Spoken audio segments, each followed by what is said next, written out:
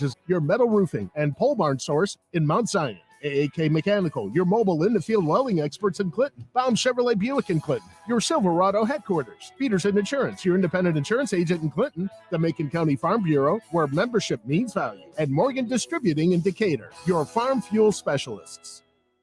Here, Clinton Maroon live play-by-play this season on WHOW, the Big 1520 daytime. 92.3 FM in DeWitt County and 106.5 in Bloomington Normal all the time. Plus, streamed at DeWittDailyNews.com on the WHOW mobile app and Amazon Alexa. Plus, tune in for a best of Clinton sports broadcast every Saturday morning at 10. All brought to you by our exclusive sponsor for our Player of the Game, Serve Pro of Piatt, DeWitt County. They can make your emergency or disaster like it never even happened. I'm Len Casper, the voice of the White Sox Radio Network. Follow the Sox across central Illinois on the Big 1520 WHOW. Sponsored by Baum Chevy Buick, Clinton Community YMCA, Covenant Animal Clinic, Jason France, your State Farm insurance agent, Midstate Eye, and Nan Krang with Remax Choice, the 217 home team, all in Clinton. In addition to great radio marketing, the Miller Media Group now offers a full suite of digital marketing solutions. Our affordable programs include custom web design and SEO to help you get found on Google. Seeking more inbound web and store traffic? Our Facebook, YouTube, and geo-targeted marketing programs are all designed to make your cash register ring. To get started, call your Miller Media account manager or go to mmgdigitalnow.com. Miller Media Digital, where digital becomes local. News time is 10 minutes after 7 o'clock on this Friday.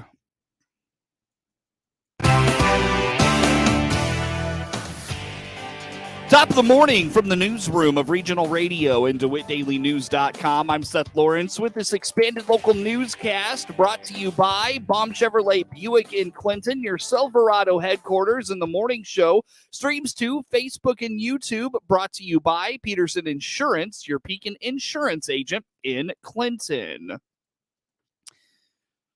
The DeWitt County Board Thursday night approved a ban on injection wells in all its zoning districts. While discussion at the board level was minimal, a former Logan County board member offered his thoughts on how they approached this topic when he was on the board. Dr. David Hepler from Lincoln told the county board they recognized they were not experts in the field of environmental science and sought out professional guidance. Putting a prohibition for sequestration, which is the injection of the substance, in this case carbon, under the Earth's surface and then storing it permanently for the life of the planet, is unnecessary.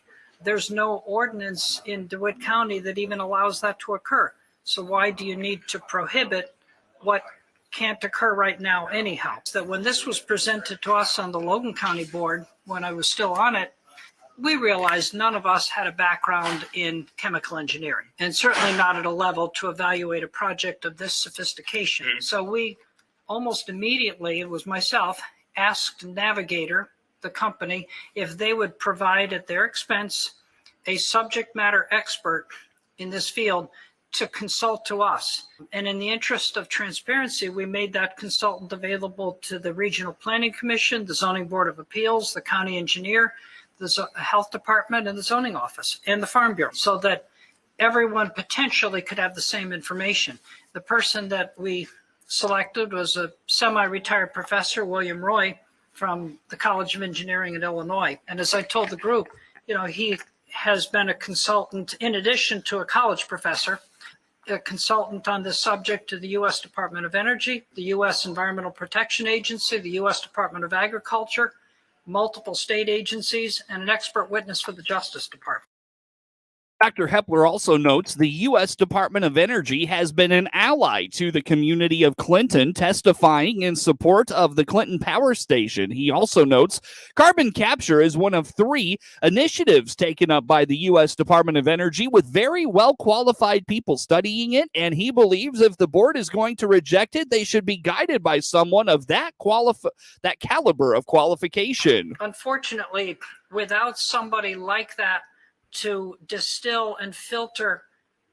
what you hear from both sides, you're really not able to do justice and be fair to a group that petitions for something, whether it's carbon sequestration.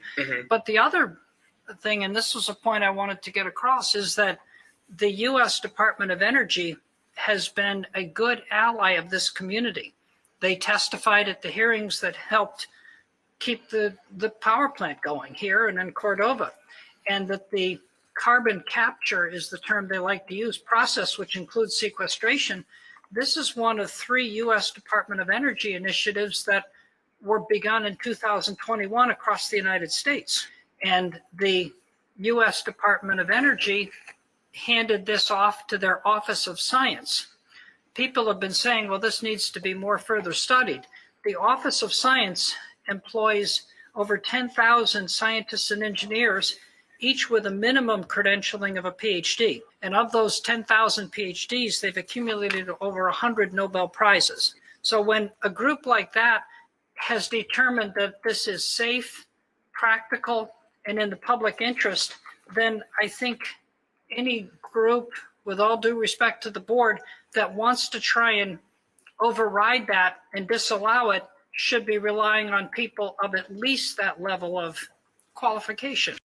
Hepler notes the county would receive around $3 million for CO2 wells in DeWitt County and points out those dollars would likely touch every department in the county, which would likely impact each citizen in DeWitt County. Clinton High School is operating without a Spanish teacher this year, and it is creating a uniquely complex situation. High school principal Jerry Wayne explains, without a Spanish teacher, all students are turning to German teacher Joe Scanavino for their foreign language class. It's an anxious time of year and an exciting time of year all at the same time for, I'm sure, the kids, but definitely for staff and administration as well. We feel like we're in a pretty good spot. Unfortunately, every year trying to fill positions is always going to be a challenge. Unfortunately, this year I've not been able to fill a Spanish position that we have that has opened up.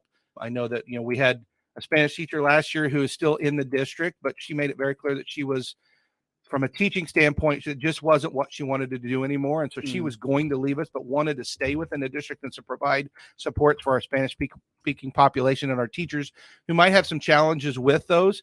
And so she's, thankfully, I think the right thing that we did is with our influx of the amount of individuals who are coming to us who have limited English speaking ability, we still have her as a part of the district helping in that way, but that didn't open up a spot where I had to try to find a Spanish teacher. And I don't know if people are familiar or not, but there's just not a lot of, quite frankly, foreign language teachers, period, but especially from a Spanish perspective. According to Wayne, they could easily just hire someone to have a teacher, but he doesn't believe that's how you create a good learning environment. So they dial in on candidates that would fit the culture of the high school. It's really important for me also when I do my hires that I find the right people that are the right fit. And that doesn't mean the people that I might talk with aren't great teachers. I need them to be what is best for our kids. It really is tough. You have to ask a lot of questions that get at not just the content, but also the person that you are. I'm a firm believer that our kids need people that understand that school is very important, but it's also not the end all be all, and that they need people that care about who they are as individuals and help to learn who they are and how can we help them to grow to be the best version of them that they can be. And every person who goes into education has some of that in them, but I have to find people that I feel like in my gut that is a core value of what they have. And it's tough to figure out in an interview process, but from a Spanish perspective, there's just not a lot of them out there. And unfortunately, we're starting this year and I just don't have Spanish teachers. And The high school is currently dealing with a bottleneck as students seek to take a foreign language with only one class offered. Wayne points out that this problem could worsen in the next few years, with high school students soon to be required to take 2 years of a foreign language to graduate. Fortunate that I have Joe Scanavino, who is teaching German, and he has a full load of German classes. He could have taught some Spanish, but because we're already full in German, what we're going to have to do is our kids are going to have, some of them are going to be able to get into German classes until they're completely full, which we're very close, and we're very close when we started. And then unfortunately, some of them are just going to have to be able to take some other electives. but it's just tough. And I think that's one of the interesting parts is, and I don't know how much people watch and pay attention necessarily to what requirements the legislature have put in place for down the road, but I believe it's in 28-29, or it's either 27-28 or 28-29, that they have currently put in place for a student to graduate high school. They have to have 2 years of a foreign language. And that sounds well and good. And I understand that there's some value to that. But number one, from my perspective, let's start with the fact that I'm in a position where I need a Spanish teacher and I can't find one, period. So you're going to put schools in a position where they have to offer or have to provide that foreign language requirement for graduation, but you don't have the staffing that can allow that to happen. So it doesn't seem to make a lot of sense to me. And I'm hoping that our legislators will recognize that that's a bit of a problem and either have a solution for it or recognize that maybe that's not a good requirement for Illinois public schools to have for a kid to be able to get a high school. For Wayne, he believes the 2-year foreign language requirement and the ongoing teacher shortage will make things challenging for school leaders and students in the years ahead. News time, 19 minutes after 7 o'clock on this Friday. Plenty more coming your way next on the morning show. New trucks are arriving daily. This is Scott Baum from Baum Chevrolet Buick here in Clinton. Yes, we have Silverados en route. Regular cab 1500s in short and 8-foot beds. We also have double cabs in 1500 and HT 2500s, as well as crew cabs in gas or diesel. See our in production and in transit tab for all inventory coming. Or stop in and see us and get all the information you need. BaumChevyBuick.com, right from the start. News time is 20 minutes after 7 o'clock here on this Friday. Again, I'm Seth Lawrence with you folks today for this expanded local newscast. Federal student loan payments resume in October, but now is the time to seek out a repayment plan if necessary.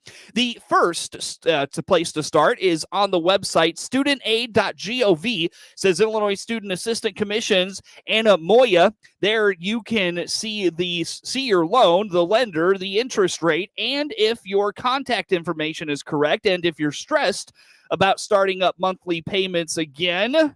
We're sitting on over $3 billion in unclaimed property. We want to put it back into people's hands. We need to know their address, their social security number. And so we look at other state databases and then match them for people who are owed money. Under the new Save Plan money payments will be made just 10% of a borrower's discretionary income, which is the amount that's left after paying for things like rent and groceries. For years, we have told people about unclaimed property, but too many people have not claimed their money. We want to make it very easy by tracking the rightful owners down and just mailing them a check. To get started, Moya says borrowers should go to studentaid.gov. There you can log in or create an account and see your loan, the lender, the interest rate, and if your contact information is up to date. From there, you can review the various repayment plans. And again, that's studentaid.gov. Another carbon pipeline company is seeking to start a project in Illinois. Governor J.B. Pritzker says he's getting up to speed on them, watching what the Illinois Commerce Commission could do about approving pipelines and if the legislature would act before an ICC decision. No decision's been made by the ICC. I know the legislature might take action if it doesn't like what the ICC does. But, you know, as far as I'm concerned, it is something we need to watch closely. Those farm communities and people who are engaged in this, this would be a big change for them. And I'm concerned that it will raise the prospect of safety challenges and raise the prospects, as we've seen in other states, that if there is some sort of leak, that this could be a problem for all of Illinois. There are currently 2 carbon pipelines that have officially filed with Illinois regulators seeking the permission to move those projects forward.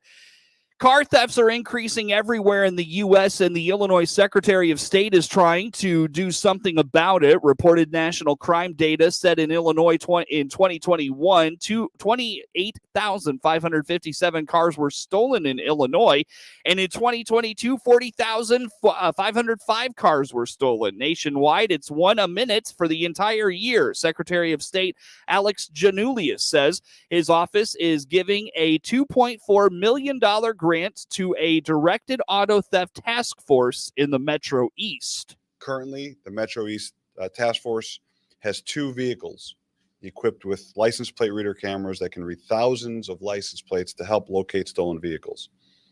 The implementation of drone technology to locate suspects who have fled on foot and to locate vehicles that have been dumped in remote or hard to access locations has greatly improved operations. And by accessing information stored in vehicles' infotainment systems to analyze GPS data, call logs, and even text messages, officers can better pinpoint when the vehicle was stolen and the route was driven. The $2.4 million is part of more than $21 million used in grants across the state to address auto theft. Law enforcement says prevention of car thefts is key too, as stolen cars are often used to commit additional crimes. It's back to school time and on college campuses around the state, and the Illinois Farm Bureau's Lori Jackson loves to promote collegiate Farm Bureau chapters. Yeah, so we have 11 of our collegiate Farm Bureau chapters right now in the state. We just started our kickoff season last night at Western. They were our first ones on their second day of school, so they were antsy to meet their Farm Bureau staff, I guess. But we go to these kickoff meetings. It's their first collegiate Farm Bureau meeting of the year. We just give them a little bit of information on what Farm Bureau is, why they would want to join Collegiate Farm Bureau, what their opportunities are, and then hopefully sign them up as a member.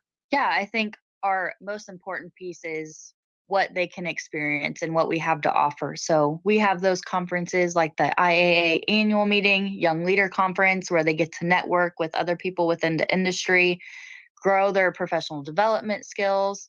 I think there's just so much to offer outside of the classroom and their campus that they don't realize. So they get to do as much as they would like on their end in the collegiate portion at their school, but then we have so much to offer outside of it. It's just a matter of what they put their heart and soul into. Jackson serves as the Illinois Farm Bureau's Youth and Collegiate Program Coordinator. A break in the excessive heat is expected this weekend, but the more moderate temps will not include accompanying rain. That's the thing here, is that the cooler weather comes in, but that cold front that sweeps through is looking like it's not going to be a big rain bringer. Most places for the next 7 days are forecasted to get less than 1/4 of an inch across the state. And even when we look beyond in the 6 to 10 day outlook, that takes us all the way through the last day of August now. Our temperatures are leaning cooler than normal, but big brown area square over Illinois showing below normal precipitation of that time period too. So we fixed one problem with the heat in this weekend, but it looks like drier conditions are likely going to stick around at least through the beginning of September. And when we get beyond that point, it looks like, the week 3-4 outlook, which is the kind of first half of September, actually leans a bit wetter than normal. So we may see a weather switch there, maybe the first week of September, to a little bit warmer or wetter than normal conditions. But we're just going to have to wait and see on that as we get closer. John Baranick is an ag meteorologist with DTN. Illinois Congressman Mike Bost co-hosted a Farm Bill listening session with House Ag Committee Chair Glenn G.T. Thompson at an Effingham County farm on Wednesday. Thompson was asked about the key takeaways. Well, we flagged a few things here. I mean, we heard a lot of common themes in terms of crop insurance, and I think one of the things we learned that I heard today was about adding language in terms of appraised when it prevent planting. Makes a lot of sense. I think that was a really good takeaway.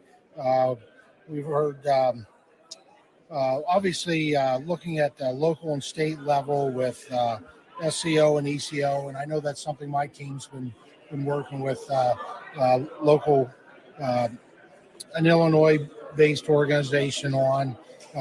But it's always when we do these listening sessions, it's always great to get the affirmation that we're on the right track.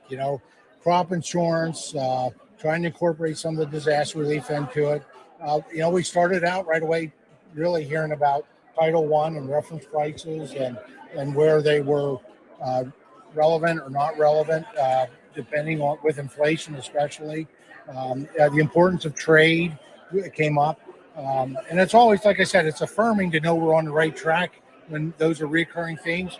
But it's nice to hear those kind of one-offs that I haven't heard anywhere else that I'll go back and we'll take a look at and see, they kind of perk my interest. I don't know if there's anything we can do with these things, but you know what? If we wouldn't have had this listening session and we wouldn't have heard that, we would have no opportunity to be able to look at those things. Along with Bost, Illinois has 4 members on the House Ag Committee: Mary Miller, Eric Sorensen, Jonathan Jackson, and Nikki Budzinski. News time is 28 minutes after 7 o'clock here on this Friday. Pardon me. Coverage of news is brought to you by Baum Chevrolet Buick in Clinton, your Silverado headquarters. And the morning show streams to Facebook and YouTube. It's brought to you by Peterson Insurance, your Pekin Insurance agent in Clinton. We come up on 7:30 on this Friday. A look at local sports comes your way next as the high school football season is upon us. It is week 1. The Maroons tonight play host to Tremont. Hear the game right here on WHOW. Week 1 action on WEZC. Monticello opens its season at St. Joseph Ogden. And hear that action on WEZC tonight as well. A look at sports comes your way next. Sox were in action last night here on WHOW, and Clinton Volleyball opened its season last night on the road as the Lady Maroons take home a season-opening win. Those stories and more come your way next in sports on WHOW. We stream live online all the time at DeWittDailyNews.com. 30 minutes. Former President Trump fingerprinted and booked at an Atlanta jail, charged with plotting to overturn the 2020 election. Mr. Trump says all the cases brought against him are clearly aimed at keeping him from winning the White House again. But in the midst of it all, he says he is greatly encouraged by those who support him, many of whom turned out yesterday in Atlanta. Posting a mugshot online, the former president captioned it with the words, "Never surrender." Hawaiian Electric being hauled into court by Maui County. The county is accusing the utility of negligence for failing to turn off the power in the face of fierce winds and very dry conditions. Wildfires on Maui claimed at least 115 lives. Hundreds of people are still unaccounted for. On Wall Street, the Dow futures are up 138 points. NASDAQ futures ahead 29. More details, srnnews.com. Inflation is pushing up the cost of just about. Time now for a look at sports. I'm Seth Lawrence with this report. The Clinton Maroons are hoping to take the Central Illinois Conference by storm this fall, and it starts tonight when the 2023 high school football season opens at Sprague Field at Clinton High School as the Maroons host Tremont.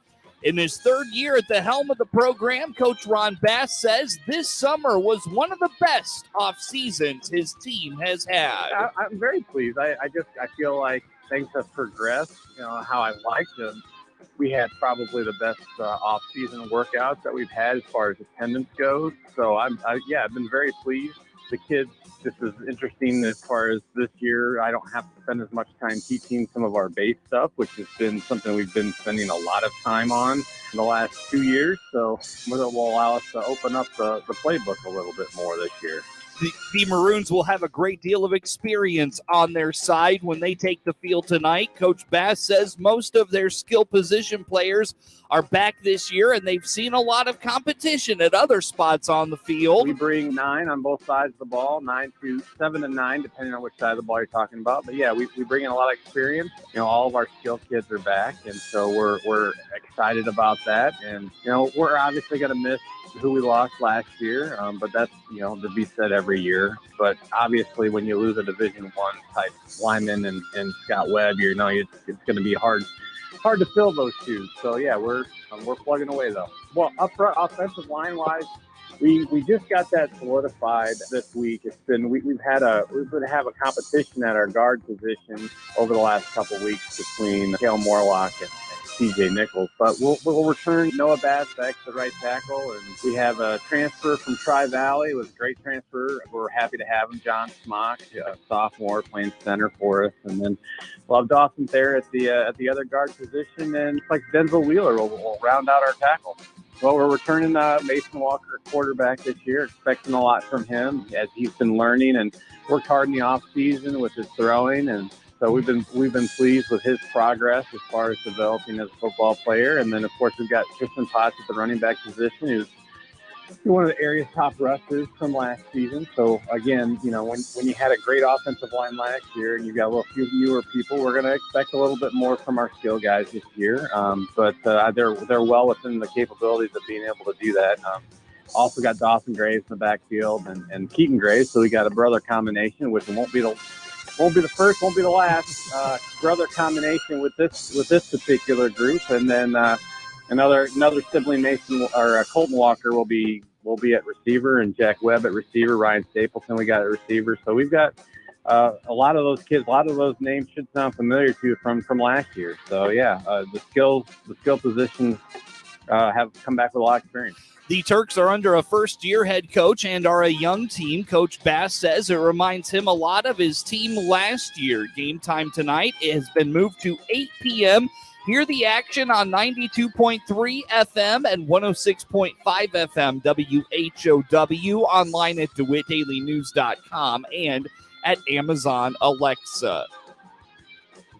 The Monticello Sages will open the 2023 football season with rivals St. Joseph Ogden tonight in week 1 of the high school football season. For a second straight year, Monticello turns to a first-year starting quarterback in Luke Teschke. The Illinois State baseball commit will lead what the Sages hope is another dynamic offense under Hall of Fame coach Coley Welter. Teschke was a playmaker on offense and special teams last year and will have returning receivers Trey Welter and Raiden Colbert to rely on, but junior Carter Foran and sophomore Nolan Bennykemper could emerge as reliable playmakers for Monticello. Defensively, the Sages will rely on a young group up front that was last year led by juniors Ryan Frazee and Mason High. Juniors Ike Young and Matt Swartz will lead a defense that will also rely on Teschke, who will play some at the linebacker position this year, and senior Hunter Romano returns. He's shifted from defensive end to a linebacker this year. Monticello finished 5-5 last fall. The season got off to a rocky start with a 21-14 loss to St. Joseph Ogden in week 1 last year. The Sages will look to avenge that loss tonight. Coach Welter hopes to lead the Sages to the postseason for the 14th time. Excluding the COVID year, Coach Welter has led Monticello to the postseason every year he's been with the program. Here tonight's action on 95.9 FM WEZC. Other Illini Prairie Conference action tonight. Prairie Central starts its season at Tolono Unity. IVC plays host to PBL, and Pontiac travels to Bloomington Central Catholic. Other high school football week 1 matchups in the Big 12 Conference. Normal West starts its season on the road at Champaign Central. Peoria Manual will take on Peoria Notre Dame tonight. Bloomington plays host to Peoria Richwoods. And Saturday, Urbana is at Champaign Centennial. Central State 8 conference action tonight. Decatur Eisenhower plays host to Jacksonville. Lincoln is at Springfield Lanphier. Saturday football action sees Normal U High at Springfield, and Springfield Southeast is at Decatur MacArthur tonight. In the Lincoln Prairie, Arthur Levington Atwood Hammond is at Argenta Oriena. Sarah Gorda Bemint travels to Toledo Cumberland. Sangamon Valley is at Oakland Tri-County. Arcola hosts Nokomis, and Villa Grove plays host to Sullivan Okaw Valley. Tonight in the Sangamo, Auburn is at New Berlin. Williamsville hosts Petersburg Porta. Athens hosts Pittsfield. Pleasant Plains is at Maroa Forsyth, and Olympia hosts Riverton. Non-conference high school football action this week. Ridgeview is at GCMS. Saturday, Chatham Glenwood hosts Danville. Decatur St. Teresa is at Linton Stockton of Indiana. Galesburg hosts Dunlap. East Peoria is at Streeter. Meridian plays host to El Paso Gridley. DMAC travels to Chicago Academy tonight. Mahomet Seymour is at Morton. Leroy hosts Central A&M. Pekin is at Rolling Meadows. Peoria Heights is at Polo. From Peoria Stadium, it'll be Rochester and Peoria. Shelbyville is at Newton. Normal Community plays host to Springfield Sacred Heart Griffin. Tonight, Metamora hosts Sterling. Taylorville is at Olney Richland County. Tuscola takes on Peru St. Bede at Illinois Wesleyan. Warrensburg Latham is at Tri-Valley. And Washington travels to Maple Park Caneland. The Clinton Maroons took care of Flanagan Cornell Woodland in 2 sets, 25-19 and 25-11 in non-conference high school girls volleyball action Thursday. Ridgeview made quick work of Blue Ridge in 2 sets, 25-19 and 25-13 in non-conference high school girls volleyball from Colfax Thursday night. The Knights were led by Phoebe Reynolds, 6 kills and 11 digs. Alyssa Edwards added 3 kills and 8 assists. Blue Ridge is 1-1 on the season. Luis Robert Jr. reached high above the center field wall to snag a potential home run and launched a long drive an inning later. And even though the Sox star delivered with his glove and bat, Chicago lost again, this time to the team with the worst record in baseball. Shea Langoliers homer twice. Zach Geloff hit a tie-breaking 2-run drive in the 7th, and the A's beat the Sox 8-5 on Thursday. It was a high-scoring affair against the A's for the Sox, who fell 8-5, giving up every single run by way of the home run. That's not to say they didn't have their fair share of home runs themselves. In the bottom of the 5th, Luis Robert put the Sox in the front doing this. One hit in the air, deep left. It is gone. 2-run homer, Luis Robert Jr. 5-3 Sox. As I've already mentioned, though, it wouldn't be enough. Friday, the Sox and the A's play game 2 of a 4-game set with Dylan Cease on the mound for the Sox. 6:10 first pitch, 5:30 pregame show, right here on the ESPN 1000 Hard Rock Casino White Sox Radio Network. With high school football starting tonight, the Sox return to the WHOW airwaves on Saturday.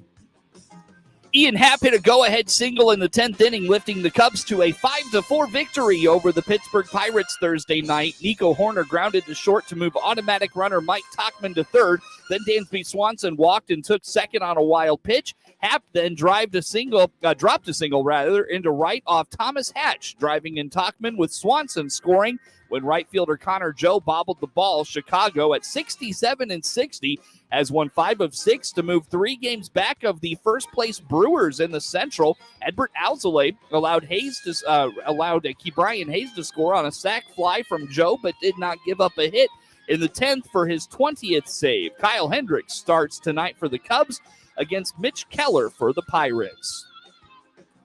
There's sure to be high drama on the high banks of Daytona International Speedway Saturday night, maybe more than usual. 17 drivers, including Bubba Wallace, 2022 Daytona 500 winner Austin Cindric, and fan favorite Chase Elliott among those vying for the final spot in NASCAR's Cup Series playoffs during the 400-mile race. There's no prohibitive favorite, and given the unpredictable nature of 3 wide pack racing at nearly 200 miles per hour, there's no telling who will end up in victory lane. In 3 previous races with Daytona hosting the regular series finale, William Byron and Austin Dillon won to eke out postseason spots. Wallace has a tenuous hold on the 16th and final playoff spot, carrying a 32-point advantage over Ty Gibbs into Daytona. Daniel Suarez is 43 points behind Wallace. The 3 Toyota drivers are the only ones who can get in on points. 14 others can knock out the Toyota trio by winning the Coke Zero Sugar 400. No one will be surprised to see it happen because of the all-or-nothing group that includes Elliott and Hendrick Motorsports teammate Alex Bowman, 2 guys who usually have speed at super speedways, as well as former Daytona winners Cindric, Austin Dillon, Eric Almirola, Eric Jones, and Justin Haley. plenty of competitors feel the same, though, and they will have the choices to make when the green flag drops. They can ride in the back in hopes of avoiding the chaos that typically comes with racing at Daytona, or try to race to the front and potentially get ahead of the big one. Either way, it's a calculated risk and sure to be costly for someone. 15 drivers are locked into the 16-car playoff field. Martin Truex Jr., Denny Hamlin, William Byron, Christopher Bell, Kyle Larson, Brad Keselowski, who clinched the spot last week, Chris Buescher, Ross Chastain, Ryan Blaney, Kevin Harvick, who also clinched the spot last week, Kyle Busch, Tyler Reddick, defending series champ Joey Logano, as well as Ricky Stenhouse Jr. and Michael McDowell. Truex and Hamlin are the only ones who can win the regular season championship Saturday. Byron has a series-leading 5 victories in 2023 and will likely enter the playoffs as the points leader. Hendrick Motorsports has 2 drivers locked in Byron and Larson, and 2 looking to get in Elliott and Bowman. Elliott and Bowman might already be in had it not been for injuries earlier this season. Elliott missed 6 races after breaking his left leg in a snowboarding accident in early March, and Bowman was sidelined 3 races, recovering from a back injury he sustained during a rollover in a sprint car race. Get sports anytime at DeWittDailyNews.com.